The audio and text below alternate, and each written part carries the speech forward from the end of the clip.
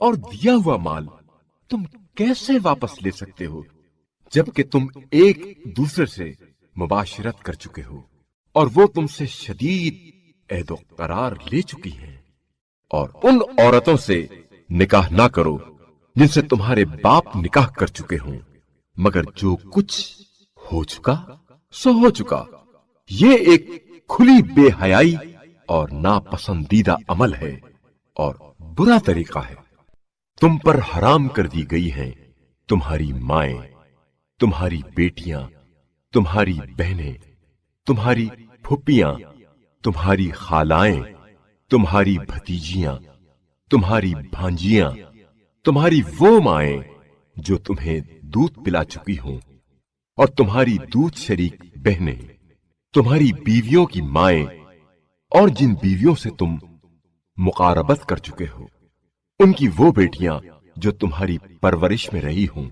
لیکن اگر ان بیویوں سے صرف عقد ہوا ہو، مقاربت نہ ہوئی ہو، تو کوئی حرج نہیں ہے۔ نیز تمہارے صلبی بیٹوں کی بیویاں اور 2 بہنوں کا باہم جمع کرنا، مگر جو پہلے ہو چکا سو ہو چکا۔ بے شک اللہ بڑا بخشنے والا، رحم کرنے والا ہے۔ اور شوہردار عورتیں بھی تم پر حرام ہیں مگر جو تمہاری ملکیت میں آ جائیں، یہ تم پر اللہ کا فرض ہے، اور ان کے علاوہ باقی عورتیں تم پر حلال ہیں۔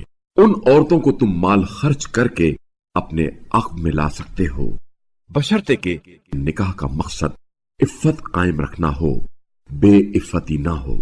پھر جن عورتوں سے تم نے متع کیا ہے ان کا طے شدہ مہر بطور فرض ادا کرو، البتہ طے کرنے کے بعد آپس کی رضامندی سے مہر میں کمی بیشی کرو تو اس میں کوئی مضائقہ نہیں ہے۔ یقیناً اللہ بڑا جاننے والا، حکمت والا ہے۔ اور اگر تم میں سے کوئی مالی رکاوٹ کی وجہ سے آزاد مسلم عورتوں سے نکاح کرنے کی قدرت نہ رکھتا ہو تو اسے چاہیے کہ وہ تمہاری مملوکہ مسلمان لونڈی سے نکاح کرے، اور اللہ تمہارے ایمان کو اچھی طرح جانتا ہے۔ تم لوگ آپس میں ایک دوسرے کا حصہ ہو، لہذا ان کے سرپرستوں کی اجازت سے ان کے ساتھ نکاح کرو اور شائستہ طریقے سے ان کے مہر ادا کرو۔ وہ نکاح کے تحفظ میں رہنے والی ہوں، بدچلنی کا ارتکاب کرنے والی نہ ہوں، اور در پردہ آشنا رکھنے والی نہ ہوں۔ پھر جب وہ کنیزیں نکاح میں آنے کے بعد بدکاری کا ارتکاب کریں تو ان کے لیے اس سزا کا نصف ہے جو آزاد عورتوں کے لیے مقرر ہے۔ یہ اجازت اسے حاصل ہے جسے شادی نہ کرنے سے تکلیف اور مشقت کا خطرہ لاحق ہو، لیکن صبر کرنا تمہارے حق میں زیادہ اچھا ہے، اور اللہ بڑا بخشنے والا، رحم کرنے والا ہے۔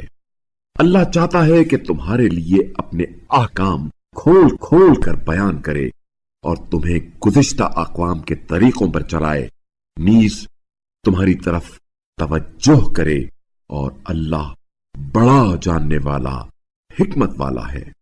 اور اللہ اپنی رحمتوں کے ساتھ تم پر توجہ کرنا چاہتا ہے، اور جو لوگ اپنی خواہشات کی پیروی کرتے ہیں وہ چاہتے ہیں کہ تم بڑی بے راہ روی میں پڑ جاؤ، اور اللہ تمہارا بوجھ ہلکا کرنا چاہتا ہے کیونکہ انسان کمزور پیدا کیا گیا ہے۔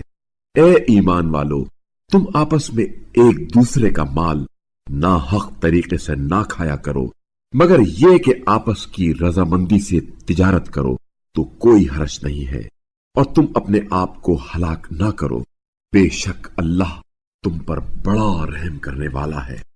اور جو شخص ظلم و زیادتی سے ایسا کرے گا ہم اسے جہنم کی آگ میں جھلسا دیں گے، اور یہ کام اللہ کے لیے آسان ہے۔